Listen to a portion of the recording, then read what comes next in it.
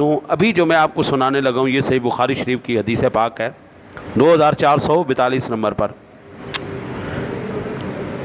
عن نبی صلی اللہ علیہ وسلم قال المسلم اخو المسلم لا يظلمه ولا يسلمه من كان في حاجة اخيه فإن الله في حاجته ومن فرج عن مسلم قربة فرج الله عنه بها قربة من قرب يوم القيامة ومن ستر مسلما ستره الله يوم القيامة.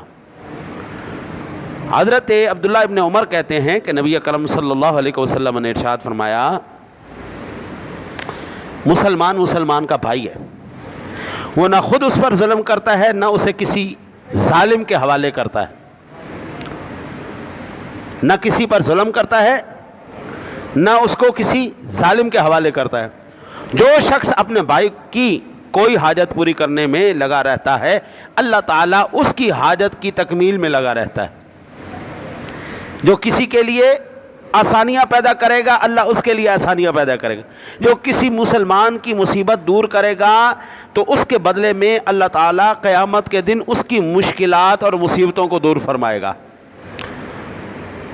اور جو کوئی مسلمان کی پردہ پوشی کرے گا تو قیامت کے دن اللہ تعالیٰ اس کی پردہ پوشی کرے گا. اللہ اکبر اللہ اکبر اللہ اکبر. ومن ستر مسلما سترہ اللہ یوم القیامہ. حضرت صاحب مجھے ٹھوکر لگے نا جی، ابھی یہ عید کے بعد ایک پروگرام تھا تو میں گیا، وہاں پہ ٹھوکر لگی مجھے، میں گر گیا. تو میری ٹھوکر لگنے کا مجھے اتنا افسوس نہیں ہوا جتنے وہاں پر کھڑے لوگوں نے مجھے دیکھا گرتے ہوئے، اس کا مجھے افسوس ہوا. میں گرا، مجھے لوگوں نے دیکھا، مجھے شرمندگی ہوئی. بندے دو ہی تھے لیکن دو بندوں کی بھی مجھے شرمندگی ہوئی، مجھے گرتے ہوئے اس نے دیکھ لیا ہے. کل حشر میں جب اللہ تیرا پردہ کھولے گا اس وقت شرمندگی کا عالم کیا ہوگا. تیرے اختیار میں جس کا پردہ رکھنا ہے تو رکھ. حشر میں رب سونا تیرے پردے رکھ جائے گا. اللہ تعالیٰ کسی کا پردہ نہ کھولے.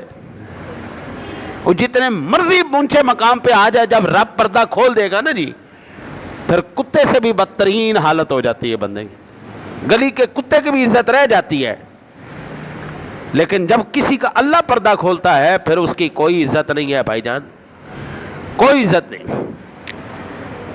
میرے آقا نبی اکرم صلی اللہ علیہ وسلم کا فرمان علی شان ہے. آہا